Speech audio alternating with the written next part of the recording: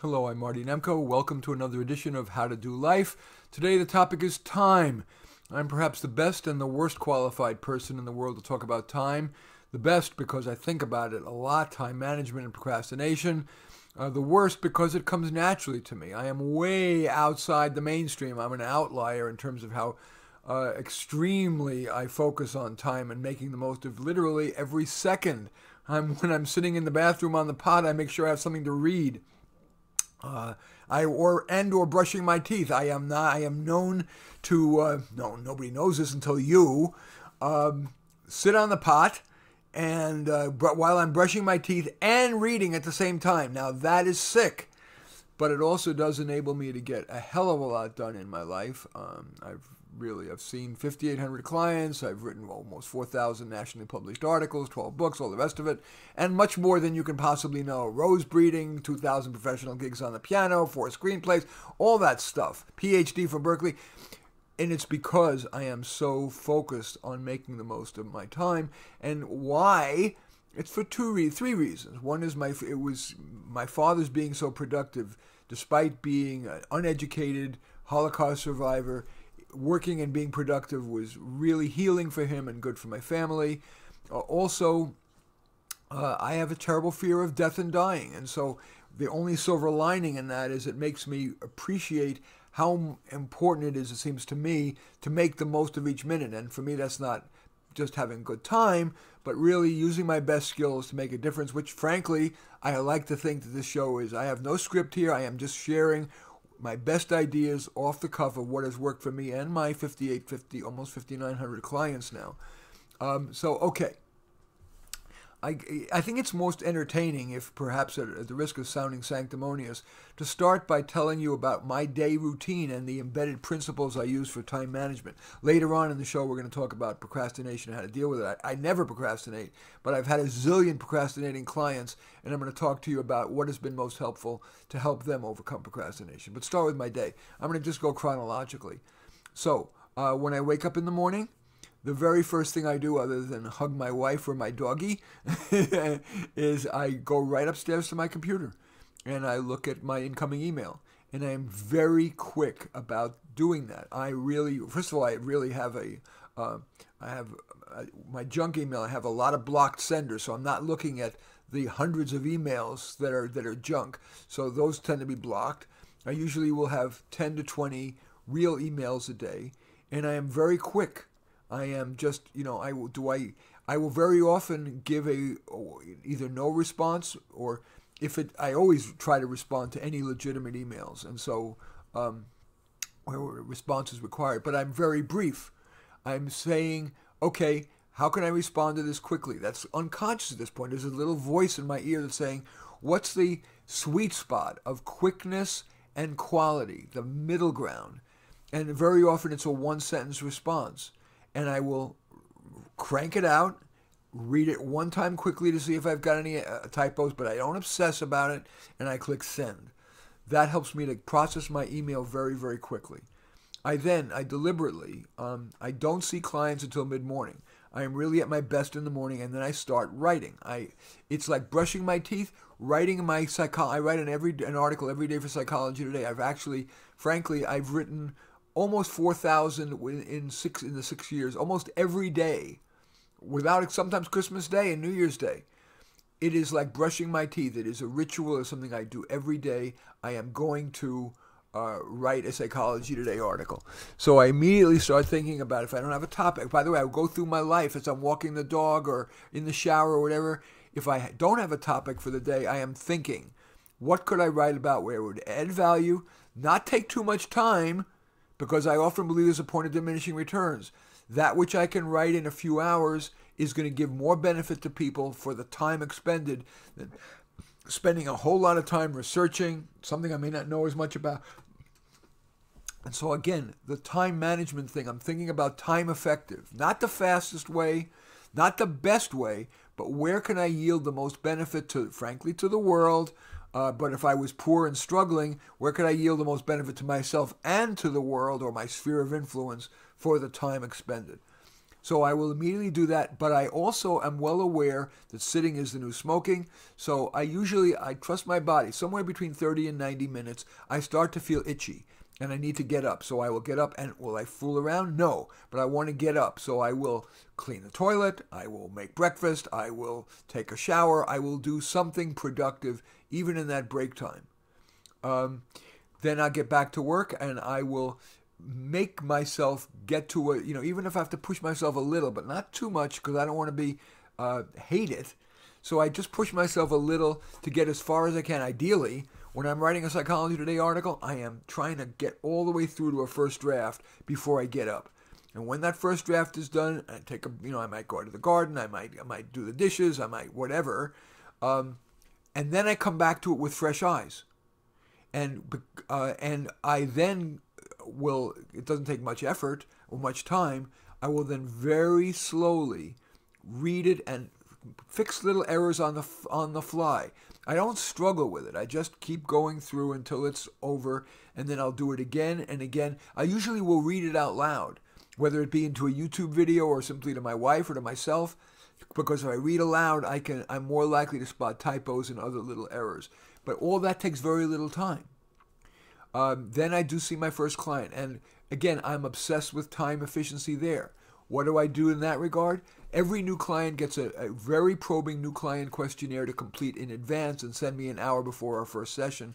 That way, what normally could take 2 or 3 sessions to get through all this huge amount of information that's critical about who they are, where they failed, where they've succeeded, what are their goals, what do they want, what are their sticking points, I can read that in advance in an hour, and we can then hit the ground running in our sessions. Again, very focused on time management, including I am very well, there's normally a rule that says you never interrupt. But when I'm with clients, I am consciously aware, do the benefits of interrupting outweigh the benefits of letting the person keep talking? So I will quite often interrupt, and I will point out this, not to be rude, it's to make the most of our time. Again, time effectiveness is my obsession, and I like to think that it's better for my clients. They save money and they make progress more quickly. And for me, I get stuff done more quickly. And some of it is just DNA, my genetics. You'll notice I'm talking fast. That's just the way I am. This is my conversational, normal tone. A little more energetic than I would if I were just chatting with, my wife or a friend or with clients. But, this fast pace is who I am. So I can't expect all of you to be as both fast-paced and time-conscious as I. But I think it may be helpful to at least hear what I do for you to accept or reject as you see fit.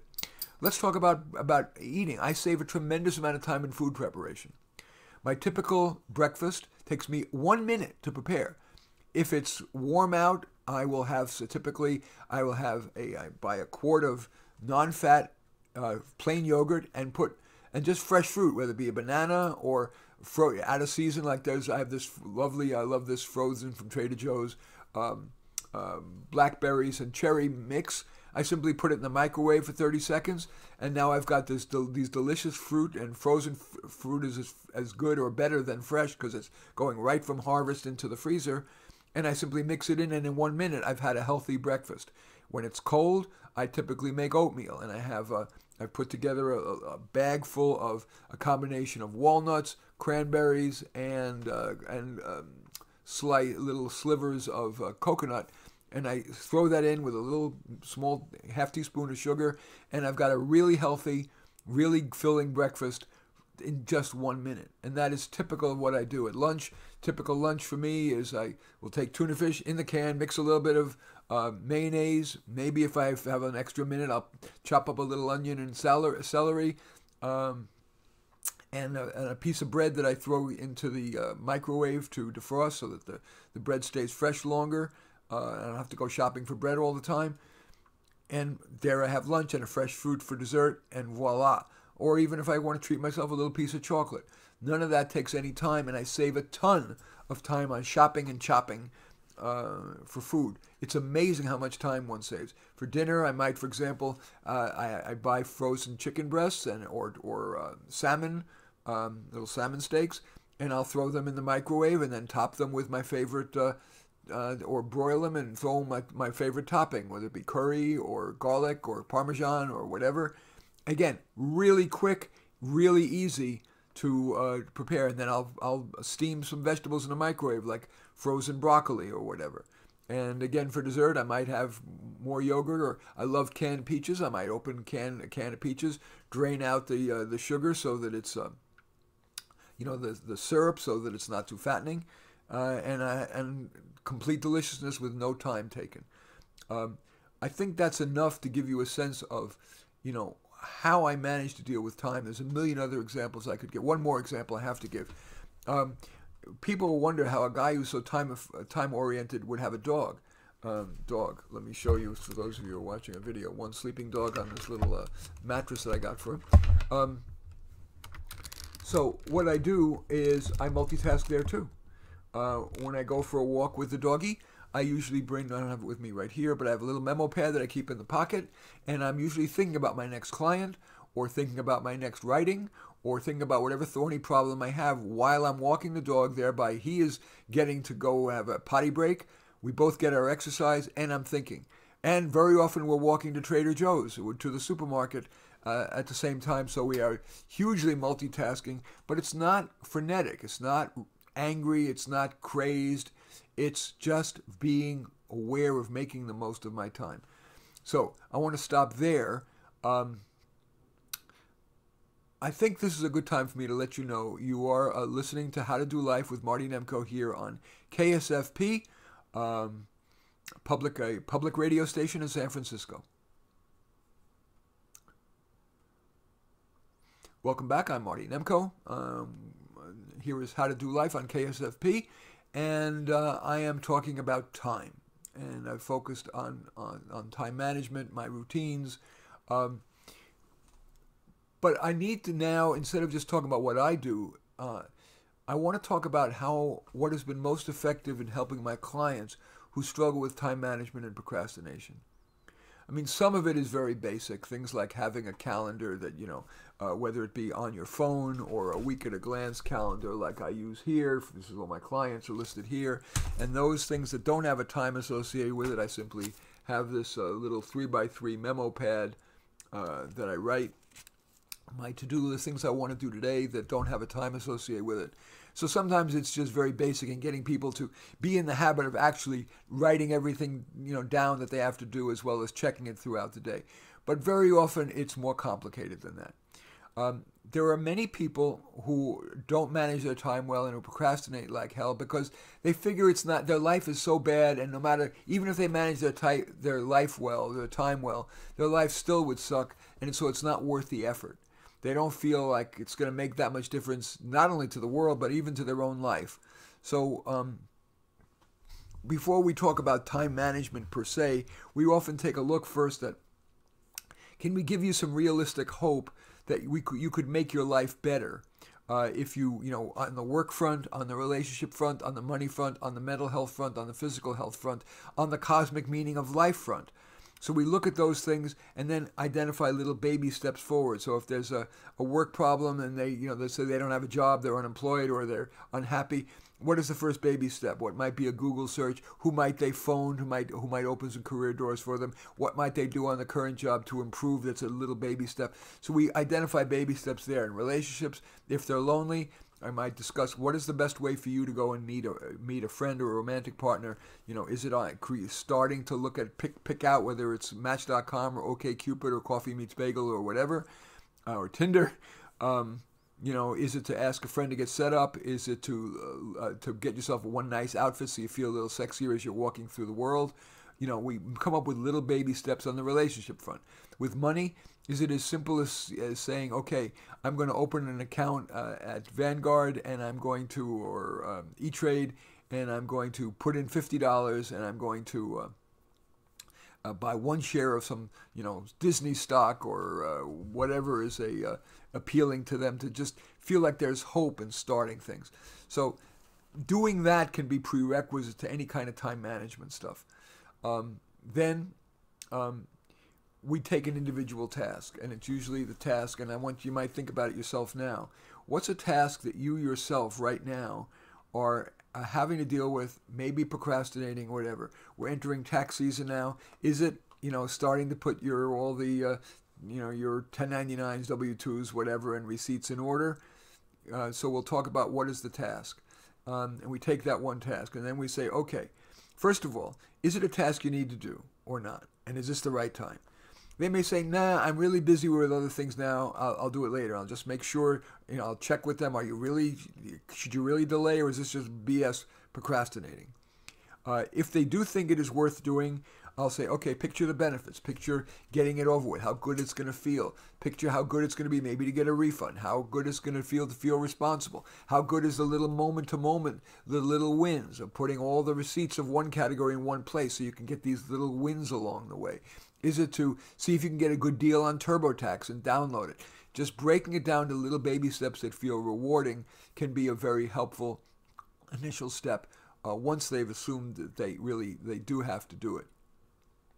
But a lot of times people are procrastinating tasks, even if they know they should and they want to do it, whatever. And this is what the shrinks say, and it's true some of the time. Fear of failure, fear of rejection. That tends to happen a lot for people who are who know they should, they're either unemployed and need to find a job, or they're really unhappy in their current job and they should look elsewhere. But they really feel failure and feel rejection. They feel like if they make the effort to look for a job and it fails, it will confirm that they're a total loser, and they'd rather not try than risk the possible perception that they're a loser. So we then talk about that, and we talk about it, and this only sometimes works. I'm not here to BS you.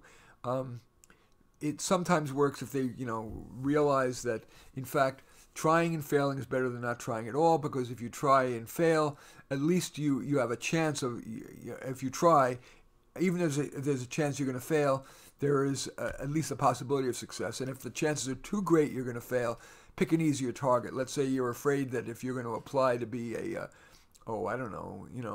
some higher level job and you're afraid you'll fail, maybe that's your brain wisely telling you need to aim lower. And also another way we deal with the fear of failure is to face the worst. Let's say you try everything. You pitch your network, you answer ads, you go to meetups, you do everything possible, and still you can't. Excuse me a second.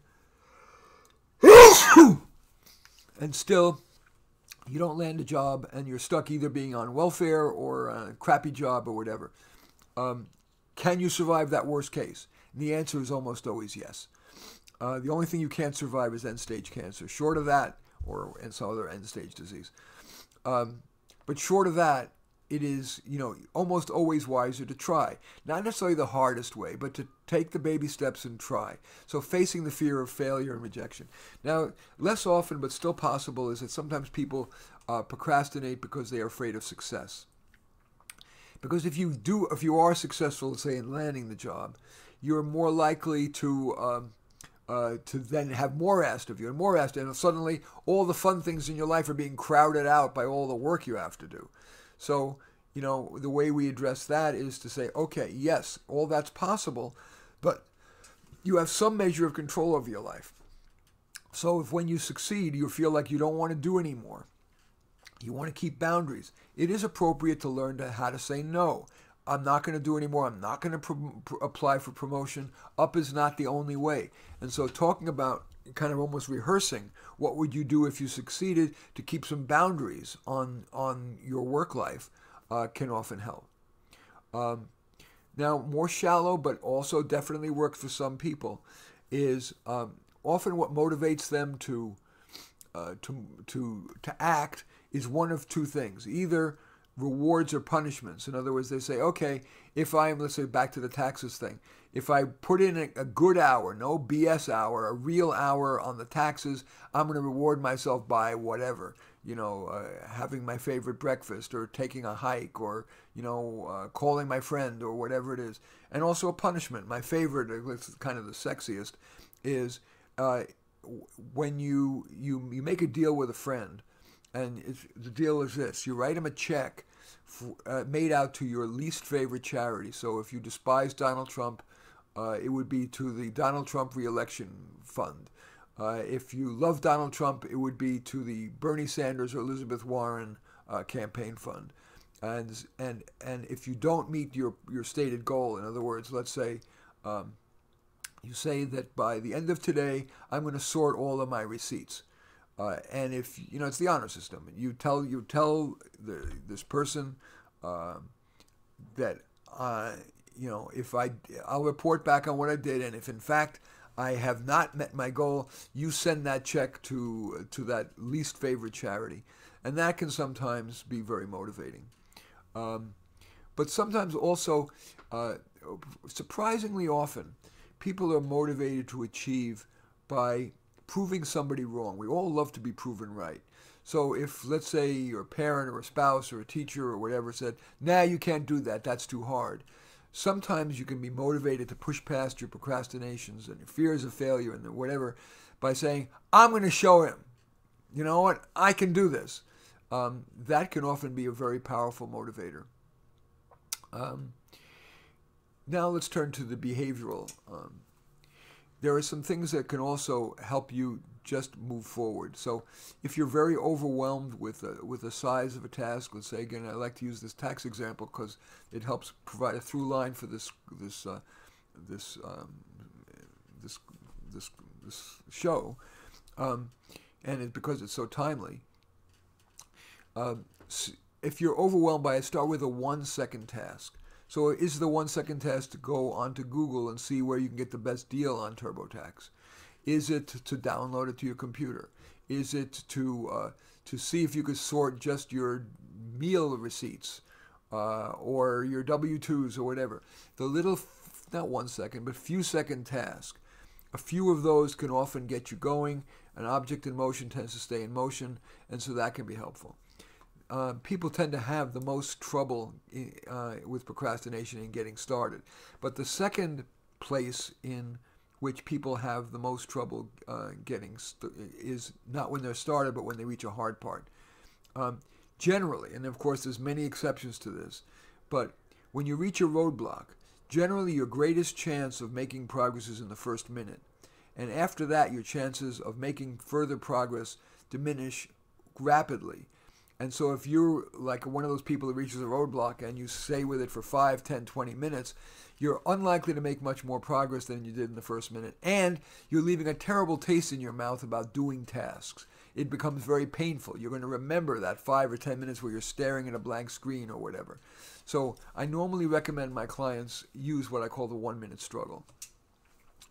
When you reach a roadblock, struggle for 1 minute. And at that point, decide whether it's worth an additional minute of struggle, whether you can do the task without conquering the hard part, whether you should come back to it later, whether you should do a Google search to see if you can get help. For example, if you're struggling with something on TurboTax and it's not working, Google the problem with a Google search, and now you have the whole world of wisdom to provide answers. Or should you try to get help from somebody? Again, in this example, should you be emailing or making a quick call to your tax accountant or to TurboTax or whatever? Or should you just take a break from it, go back, do something else related to the task or other task, and then come back to it later so you can view it with fresh eyes? Very often that 1-minute struggle followed by thinking of which of the choices you want to do following that 1-minute struggle can often be very helpful. We have a few minutes left, about 4.5 minutes left, so I want to end by talking a little bit more about procrastination, and I want to kind of bookend the show with you. I started with what I've done to do my time management. I want to talk about how I deal with procrastination. To be honest, at this point, it doesn't even enter my mind to procrastinate. It's habitual. It's really important to develop new habits. So it's just a ritual. It's really important, by the way, to ritualize. These are all good concepts that are very helpful to many people. So because I ritualize my day, that I do immediately come upstairs to my office first thing, that I do sit, and really focus on working until I'm feeling itchy, which is usually 30 to 90 minutes. I've ritualized it. So it doesn't enter my mind to procrastinate. It is in my mind that I feel like only bad people, and I know this is going to sound very judgmental, but it's not conscious. It's just an intrinsic feeling. Only bad people procrastinate. It's like they're frittering away the most valuable thing they own, which is their time. So it does not enter my mind to procrastinate unless I'm doing something very odious like my taxes. I hate doing my taxes. And so the way I do with that, when I do procrastinate that, is I do say, okay, I'm going to work on this for 30 minutes. I hate it. I'm going to do it, and then I'm going to get up and I'm going to do some more fun work, or I'm going to take a more fun break, or whatever. I don't let myself procrastinate. Certainly, I don't let myself procrastinate for long. That's an important point I haven't mentioned yet. When I feel the need to procrastinate, I usually indulge it. But it could be just turning to my dog and petting my dog. It could be going out to the garden. It could be sending an email to a friend. I actually, believe it or not, I find taking a minute to mop the floors, rewarding somehow, because you see the instant results. These are all what I call micro breaks. I really believe it. Sometimes I'll just stand up like this. I'll see if I can. I'll stand up and I'll stretch and I'll turn my neck around. And then I'll sit down. It's like a 30-second break. And yet, so that doesn't have any negative impact on my productivity. And yet I do these micro breaks. So I'll take a 1-minute break. I'll just go down the stairs. And, like I said, down from my home office is on the second floor. I'll go downstairs and I will, put up the boiled egg. I'll boil eggs. They have one of these little things you put in a microwave and you can time it. I know that 2 boiled eggs takes about 6 minutes. I'll just set it for time. I'll go in, set the timer, and then come back upstairs and work. These little 1-minute micro breaks can be very valuable. Of course, I take longer breaks, a little longer for lunch, and I will take a 45-minute hike every day with my doggie, which, again, that multitasking thing is great, and it's good for your health. Again, that's ritualized. Once I heard that the rules have changed, that it used to be 20 minutes of super vigorous exercise 3 times a week is what's required, I did that. Now the best medical consensus is that the healthiest thing to do is 30 to 45 minutes most days. So I just ritualize it. It's not negotiable. If I care about myself, I want to take care of myself. I don't want to, die. I can't die young anymore. I'll be 70 in June. But if I want to stay and be productive and vibrant for another decade or so, I better get my butt out of the chair and do that 30 to 45 minutes most day. I take Sunday off. Just, not that I'm religious, but it's just, that's my day that I don't have to do my 45-minute vigorous hike. But I ritualize. Ritualizing is very, very important. Other ways I avoid procrastination. I don't do this, but again, other people, they picture wanting to be proud of themselves, or picture, they're wanting their spouse to be proud of them. The only pride I feel is for like one moment. Typically, when I go to bed, which is frankly, I work until midnight or later every night, and then I have a regular ritual, I won't bore you with the details of that, but once I put my head on the pillow, once I get into bed, I feel like I've earned my right to do whatever I want. It tends to be look at mail order catalog, gardening catalogs for a few minutes. And then I put my head on the pillow, and I usually say aloud sometimes, "Good job, Martin, you did your work today." And that's the moment of pride I feel.